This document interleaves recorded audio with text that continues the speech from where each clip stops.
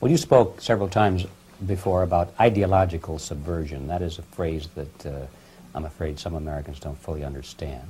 When the Soviets used the phrase ideological subversion, what do they mean by it?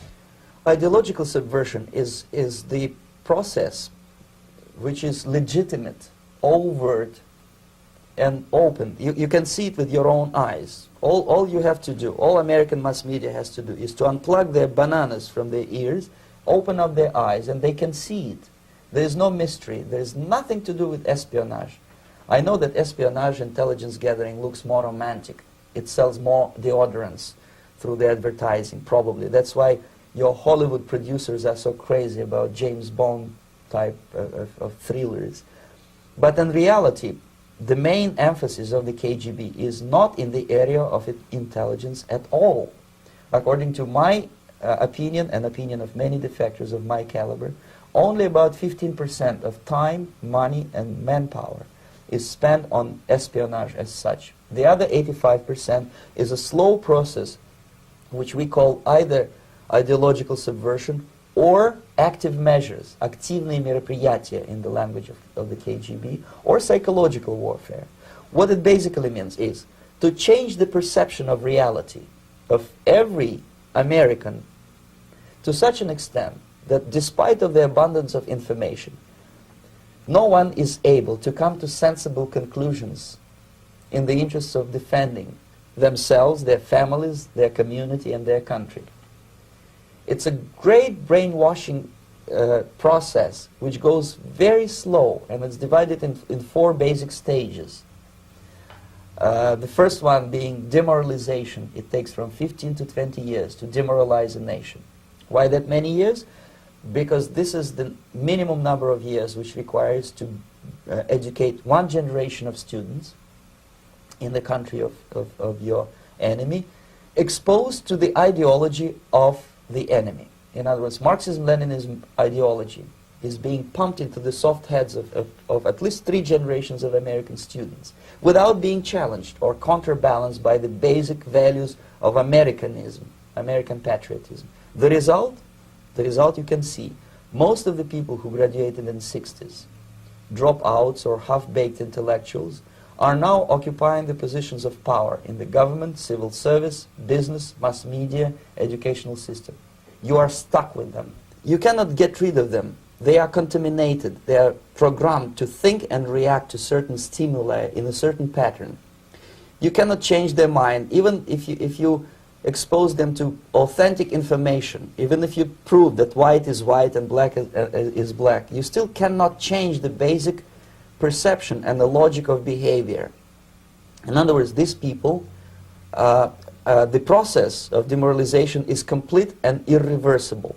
To get rid society of these people, you need another 20 or 15 years to educate a new generation of patriotically minded and common sense people who would be acting in favor and in the interests of United States society.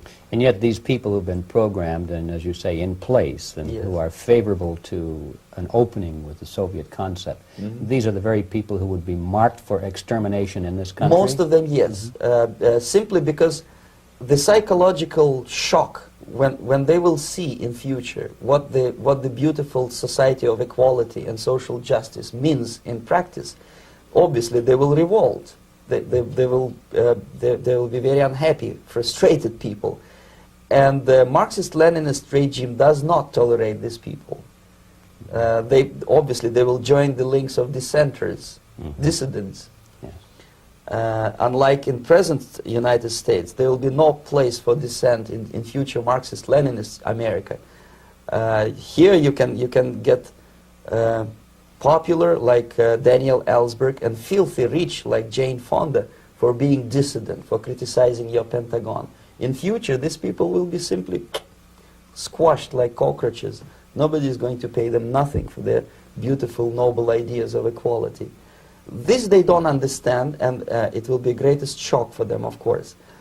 The demoralization process in the United States is basically completed already. For the last 25 years, Actually, it's overfulfilled, because demoralization now reaches such areas where previously not even Comrade Andropov and all his experts would even dream of such a tremendous success. Most of it is done by Americans to Americans, thanks to lack of moral standards. As I mentioned before, exposure to true information does not matter anymore. A person who was demoralized is unable to assess true information. The facts tell nothing to him.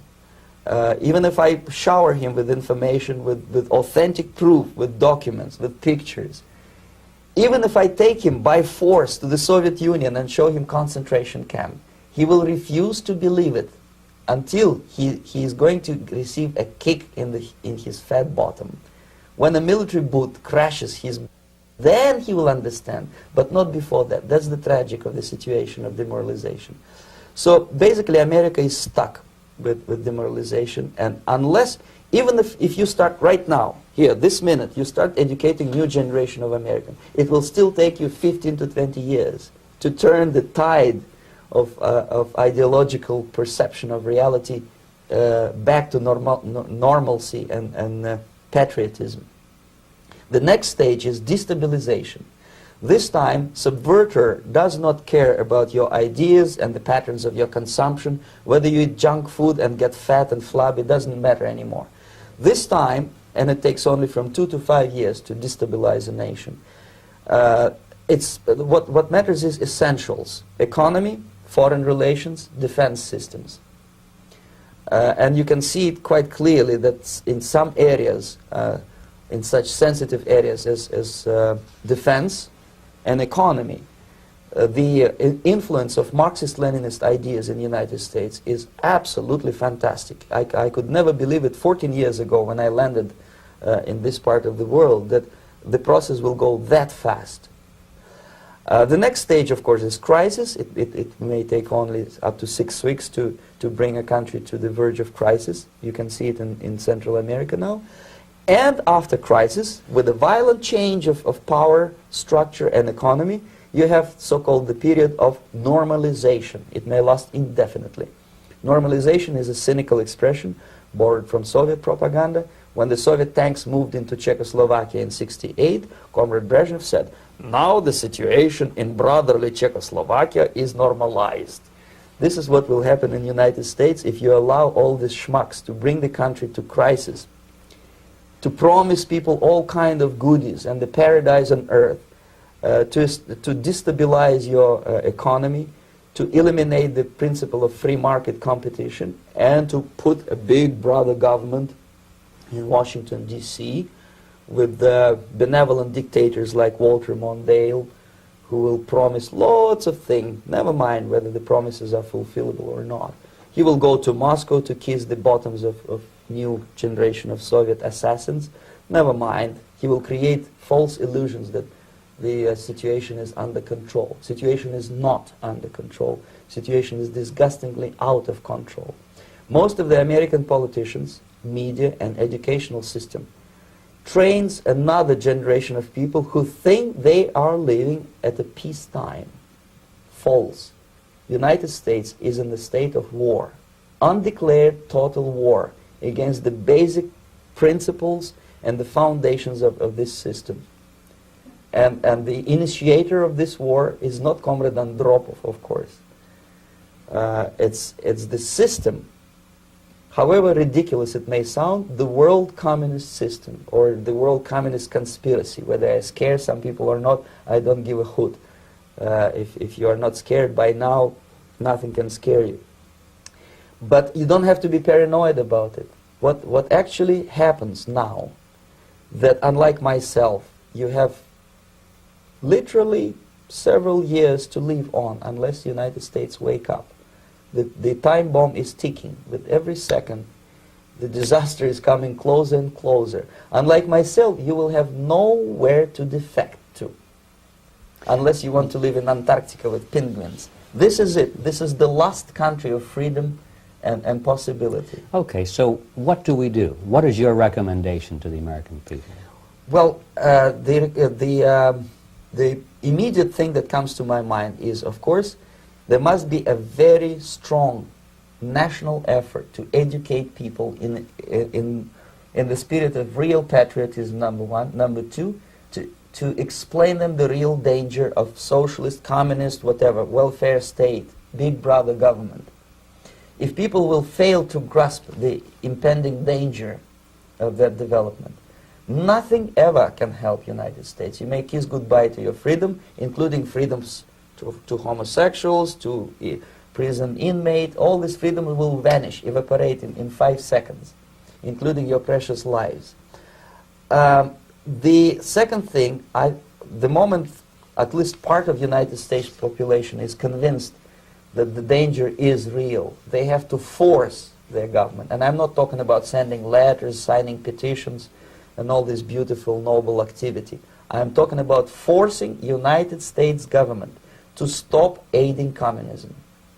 Because there is no other problem more burning and urgent than to stop the Soviet military-industrial complex from destroying whatever is left of the free world. And it is very easy to do. No credits, no technology, no money, no political or diplomatic recognition, and of course no such idiocy as grain deals to USSR.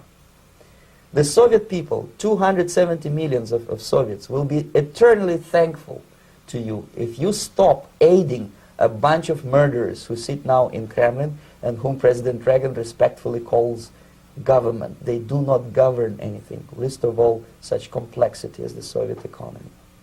So two very simple, maybe too simplistic answers or solutions, but nevertheless they are the only solutions. Educate yourself, understand what's going on around you. You are not living at the time of peace. You are in a state of war, and you have precious little time to save yourself.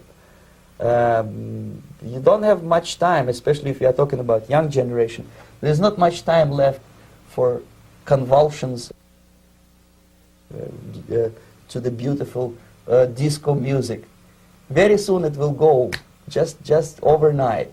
If we are talking about capitalists or wealthy businessmen, I think they are selling the rope on which they will hang very soon. If they don't stop, if they cannot curb their unsettled desire for profit, and if they keep on trading with the monster of the Soviet communism, they are going to hang very soon. And they will pray to be killed, but unfortunately they will be sent to Alaska probably to manage industry of slaves. It's simplistic. I know it sounds unpleasant. I know Americans don't like to listen to things which are unpleasant. But I have defected not to tell you the stories about such idiocy as microfilm, James Bond type espionage. This is garbage. You don't need any espionage anymore. I have come to talk about survival. It's a question of survival of this system. You may ask me, what is it in for me? Survival, obviously, because unlike, as I said, I am now in your boat. If we sing together, we'll sing beautifully together. There is no other place on this planet to defect to.